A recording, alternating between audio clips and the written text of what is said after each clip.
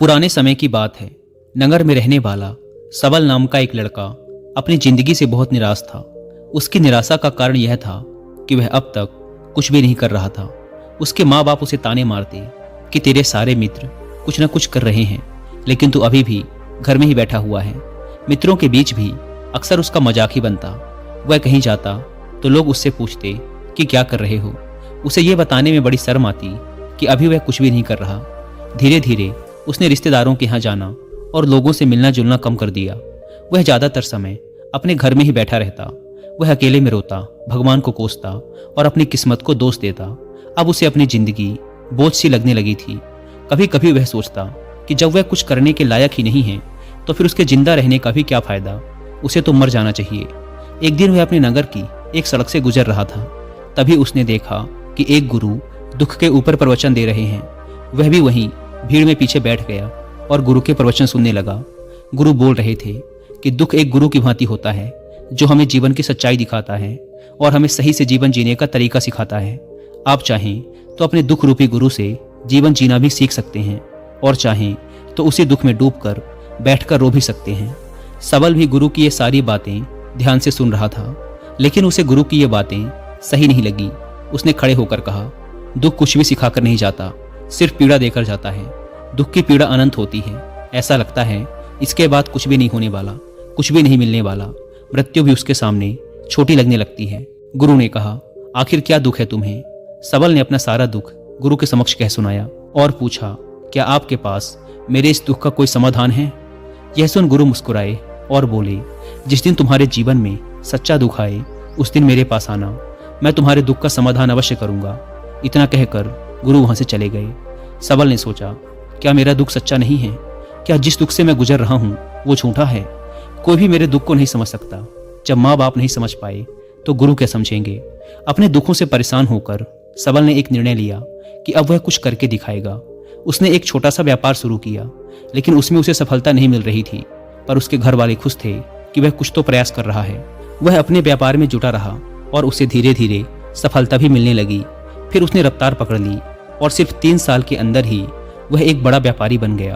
अब सबल के चारों तरफ ऐसे बहुत से लोग थे जो उसकी चिंता करते थे, उसे पसंद करते थे, उसके काम की प्रशंसा करते थे। अब उसके घर वाले भी उसकी प्रशंसा करते नहीं थकते थे। दिन प्रतिदिन उसके मित्रों की संख्या बढ़ती जा रही थी। अब वह अपनी जिंदगी से बहुत ही खुश था। उसके कुछ मित्रों ने उसे सलाह दी कि जब तुम बड़े व्यापारी बनकर इतने खुश हो तो सोचो कि अगर तुम इस नगर के, इस राज्य के सबसे बड़े व्यापारी बन जाओ तो तुम्हारे पास कितना सुख होगा, कितने लोग तुमसे जुड़ना चाहेंगे, तुम्हारा कितना यश फैलेगा। स्वयं राजा भी तुमसे मित्रता करना चाहेंगे और जरूरत पड़ने पर तुमसे ही धन उधार लेंगे। मित्रों की यह बात सबल के मन में घर कर गई। अब उसने और भी धन कमाने का प्रयास शुरू कर दिया, लेकिन उसे यह सब कुछ बहुत ही जल्दी चाहिए था। वह यह सब कुछ प्राप्त करने में अपना ज़्यादा समय बर्बाद नहीं करना चाहता था। इसीलिए उसने ऐसे भी कार्य करने शुरू कर दिए जो उचित नहीं थे। उसने बड़ी मात्रा में अपने मित्रों से धन उधार लेना शुरू कर दिया। ज़्यादा मुनाफा कमाने के लालच में अपने सामान में मिलावट करने लगा। उसने दूसरे व्यापारियों के खिलाफ षड्यंत्र भी रचे, उन्हें डराया धमकाया। जैसा जैसा उसके मित्र उससे कहते गए वह वही करता गया।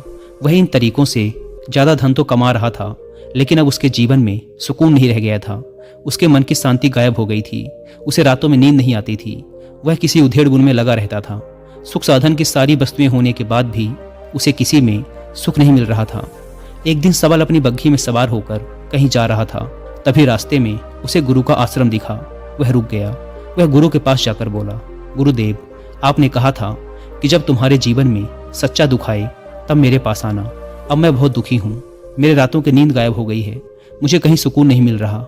इस तरीके से सबल ने अपनी सारी समस्या गुरु के सामने कह सुनाई। गुरु ने कहा, जब तुम मुझसे पहली बार मिले थे तब भी तुम किसी दुख में थे। तुमने उस दुख से क्या सीखा? सबल ने कहा, मैंने सीखा कि सिर्फ सोचने और चिंता करने से कुछ नहीं होता। अपनी सोच को सच करने के लिए कर्म करना पड़ता है, और सिर्फ कर्म करने से भी कुछ नहीं होता। अपने कर्म को अंतिम पड़ाव तक ले जाना भी आवश्यक होता है। चाहे रास्ते में कितनी ही मुश्किलें आए, मन कितना ही निराश हो, कितना ही लगे कि अब आगे कुछ भी नहीं होने वाला, तब भी यह मान कर चलो कि मैं जो भी कर रहा हूँ उसमें सफल अवश्य होऊंगा। लोग सिर्फ सफल व्यक्ति को ही सम्मान देते हैं, फिर चाहे कोई कितना ही अच्छा क्यों ना हो, वह लोगों की नज़रों में बोझ ही होता है। यह सब सुन गुरु मुस्कुराए और बोले, यह असली दुख नहीं है। जब तुम्हारे जीवन में असली दुख आए तब मेरे पास आना, मैं उसका समाधान अवश्य करूंगा। सबल ने जाते समय गुरु को सोने के सिक्कों से भरा एक घड़ा भेंट किया। घड़ा देखकर गुरु ने कहा, यह मेरे किसी काम का नहीं, इसे उस पेड़ के नीचे गड्ढा खोदकर दफना दो। सबल ने गुरु के कहे अनुसार घड़े को पेड़ के नीचे दफना दिया और वहां से चला गया। कुछ दिनों तक तो व्यापार अच्छी तरक्की कर रहा था, लेकिन गलत व्यापार की वजह से धीरे धीरे उसे व्यापार में घाटा होने लगा। उसकी सारी धन संपदा धीरे धीरे खत्म होने लगी और एक दिन ऐसा आया जब उसके पास कुछ भी नहीं बचा और वह कर्जे से लद चुका था। लेकिन वह निश्चिंत था, क्योंकि उसने सारा कर्ज अपने मित्रों से ही लिया था। वह सोचता था कि उसके मित्र बुरे समय में उसका साथ देंगे, लेकिन ऐसा कुछ भी नहीं हुआ। बुरा समय आते ही मित्रों ने ही सबसे पहले अपना उधार मांगना शुरू किया और उधार वापस ना करने पर जान से मारने की धमकी भी दी।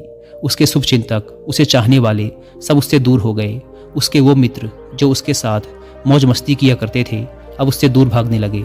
उसके परिवार वाले उसे उसकी गलतियां और कमियां गिनाने लगे।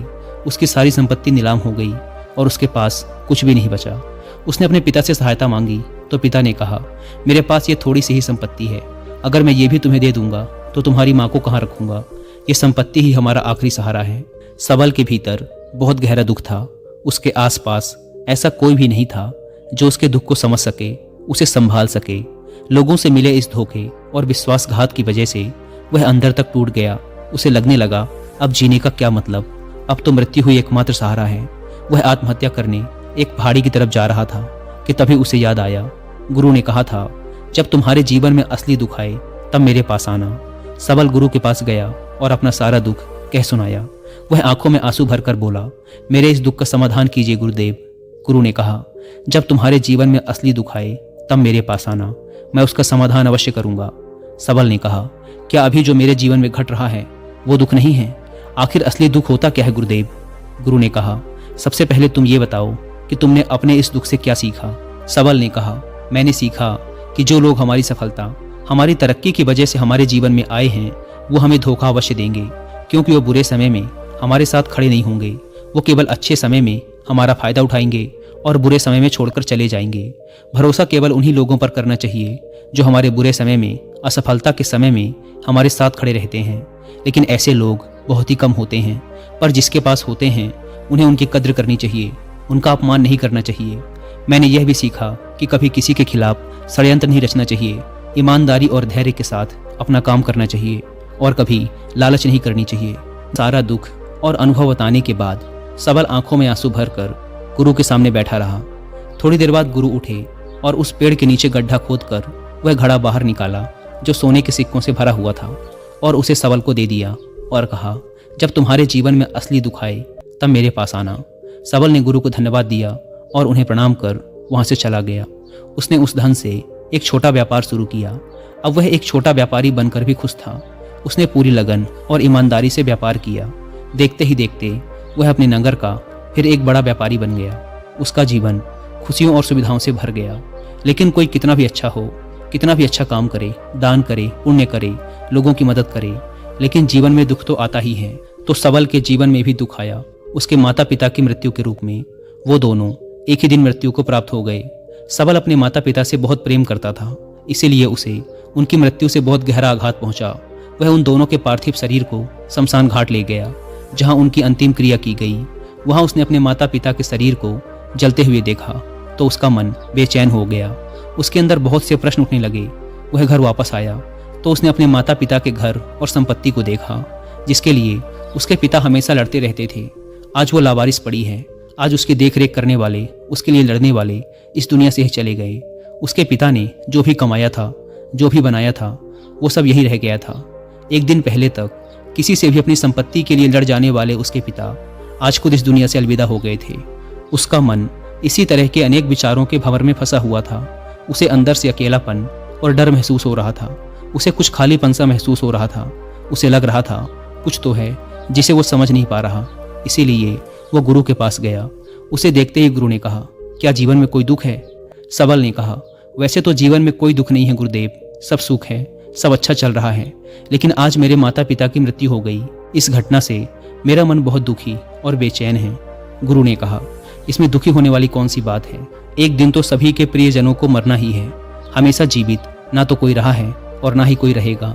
एक दिन तो तुम्हें भी मरना ही है। हो सकता है कल ही मर जाओ या आज भी मर सकते हो। सबल ने कहा, ये आप क्या कह रहे हैं गुरुदेव कि मैं भी मर जाऊंगा? पर मैं तो अभी जवान हूँ। गुरु ने कहा, इस भ्रम में तो सभी जी रहे हैं कि मृत्यु दूसरों को आती है, बूढ़ों को आती है, लेकिन बूढ़ों के सामने ही जवान मर जाते हैं, बच्चे मर जाते हैं। मृत्यु का किसी की उम्र से कोई संबंध नहीं, यह तो सबको अपना ग्रास बना लेती है। गुरु की यह बातें सबल के मन में घर कर गईं और वह चुपचाप वहां से चला गया। लेकिन उसका मन अब भी बेचैन था, अब भी अशांत था। वह कुछ खालीपन सा महसूस कर रहा था। वह पूरे दिन अपने बारे में ही सोचता रहता कि वह कौन है, इस दुनिया में क्यों आया है, क्या सिर्फ चीज़ों को उपभोग करना और मरना ही जीवन का लक्ष्य है? ऐसे ही बहुत से प्रश्न उसके मन में लगातार उठ रहे थे, लेकिन उसे अपने किसी भी प्रश्न का उत्तर नहीं मिल पा रहा था और उसका दुख दिन प्रतिदिन बढ़ता जा रहा था। इसीलिए कुछ दिनों बाद वह फिर गुरु के पास पहुंचा और बोला, गुरुदेव, मैं बहुत दुखी हूँ क्योंकि मैं यह नहीं जान पा रहा कि मैं कौन हूँ और इस दुनिया में क्यों आया हूँ। यह सुन गुरु मुस्कुराए और बोले, आज पहली बार तुम्हारे जीवन में सच्चा दुख पैदा हुआ है। वास्तव में यही है जो दुख कहलाने के लायक है कि हमें पता नहीं कि हम कौन हैं, क्यों आए हैं, क्या करना है, कैसे करना है। सबल ने कहा, गुरुदेव, मेरे इस दुख का समाधान कीजिए। गुरु ने कहा, हम सभी इंसान जीवन भर क्या इकट्ठा करते रहते हैं? सबल ने कहा, हम सभी इंसान जीवन भर धन, संपत्ति, मान सम्मान, परिवार, मित्र, शत्रु, पद प्रतिष्ठा इत्यादि इकट्ठा करते रहते हैं। गुरु ने कहा, क्या इन इकट्ठा की हुई सभी चीज़ों में से एक भी चीज़ हम अपने साथ ले जा सकते हैं? सबल ने कहा, नहीं गुरुदेव, इनमें से कुछ भी साथ नहीं जाता। मेरे माता पिता के साथ भी कुछ नहीं गया, सब तो यहीं छूट गया, घर, परिवार, संपत्ति, सब कुछ। गुरु ने कहा, अब मेरी बातों को ध्यान से सुनना। इस दुनिया में हमें जो इकट्ठा करना चाहिए वो तो हम कभी इकट्ठा करते ही नहीं। चीज़ें हमारे सामने ही होती हैं, लेकिन हम उन्हें देखने का प्रयास ही नहीं करते। इस दुनिया में हमें जिस चीज़ को इकट्ठा करना है वो हम खुद हैं। हमें खुद को ही इकट्ठा करना है ताकि जब मृत्यु हो तो हम एक हो सकें और स्वयं को पहचान सकें। हम भीतर से बटे हुए हैं। हम बटे हुए हैं प्रेम में, नफरत में, क्रोध में, जलन में, क्रूरता में, धन में, संपत्ति में, पद में, प्रतिष्ठा में, मान में, पहचान में, धर्म में, जाति में। ऐसे ही सैकड़ों हजारों चीज़ों और वासनाओं में हम बटे हुए हैं। हम टुकड़ों में जीवन जी रहे हैं। इस बंटवारे की वजह से हमारी चेतना कभी एक नहीं हो पाती। हमारी चेतना शक्ति बिखर गई है। इसीलिए हमारे पास इतना भी समय नहीं है, इतनी भी ऊर्जा नहीं है कि हम मुड़कर एक बार अपने भीतर देख सकें। वास्तव में जिस धन की कमी, सुविधाओं की कमी, मान सम्मान की कमी को लोग दुख समझते हैं और जीवन भर उसे दुख दुख बोलकर रोते रहते हैं और उनका समाधान खोजने का प्रयास करते रहते हैं, उन्हें उसका समाधान कभी मिलेगा ही नहीं। क्योंकि जिन्हें लोग दुख कहते हैं वो असली दुख है ही नहीं। वो तो सिर्फ इंसान की चाहत है, उसकी इच्छा है, जिसकी पूर्ति कभी नहीं की जा सकती। इसीलिए यहाँ व्यक्ति को ऐसे दुखों का कभी समाधान मिला ही नहीं। इसीलिए इन सब के ऊपर अगर अपने दुखों का परम समाधान चाहिए तो सबसे पहले अपने आप को इकट्ठा करो, अपनी ऊर्जा को इस संसार से वापस खींचो और एकत्रित करो। अपने ऊपर ध्यान दो, खुद पर ध्यान लगाओ। मृत्यु से पहले अपने आप को पहचान लो। ऐसे ही बिखरे हुए मत चलो। सबल ने कहा, तो क्या गुरुदेव, हमें ये संसार छोड़ देना चाहिए? अपनी सभी इच्छाओं को मार देना चाहिए? किसी से प्रेम नहीं करना चाहिए? धन संपत्ति नहीं इकट्ठा करनी चाहिए? मान सम्मान की आशा छोड़ देनी चाहिए? गुरु ने कहा, एक बिखरे हुए मनुष्य के अंदर से कामनाएं, इच्छाएं और वासनाएं ऐसे ही निकलती हैं जैसे पहाड़ से कोई पत्थर गिर रहा हो, जिस पर पहाड़ का कोई नियंत्रण नहीं है सिवाय देखने, परेशान होने और कुछ खोने के। इसी प्रकार एक बिखरे हुए मनुष्य की इच्छाएं अनियंत्रित और दुखदायी होती हैं। उसका अनियंत्रित मन कुछ भी इच्छाएं और कल्पनाएं करता रहता है और दुखी होता रहता है। लेकिन जब व्यक्ति एकत्रित हो जाता है तो वह जो भी करता है सब उसके नियंत्रण में रहता है। तब इच्छाएं भी उसकी इच्छा से निकलती हैं। सबल ने कहा, गुरुदेव, आपने मेरे सच्चे दुख का समाधान कर दिया। आपका बहुत बहुत धन्यवाद। अब से मैं खुद को एकत्रित करने का प्रयास करूंगा। गुरु ने कहा, मानव शरीर में बहुत ऊर्जा है, बहुत शक्ति है, पर यह बेकार के कामों में बटकर रह गई है, व्यर्थ की चीज़ों में लगी रहती है। यह ऐसा ही है जैसे कि एक अत्यंत शक्तिशाली मशीन किसी बच्चे के हाथों में दे दी गई हो और वह बिना सोचे समझे, बिना किसी नियंत्रण और जानकारी के बस इसकी शक्ति को कहीं भी बर्बाद कर रहा हो। इसीलिए अपनी चेतना की शक्ति पर ध्यान दो और इसे एकत्रित करो। सबल को अपने प्रश्नों का उत्तर मिल चुका था। उसने गुरु का धन्यवाद किया और चुपचाप वहां से चला गया। दोस्तों, उम्मीद है कि आपको यह कहानी पसंद आई होगी।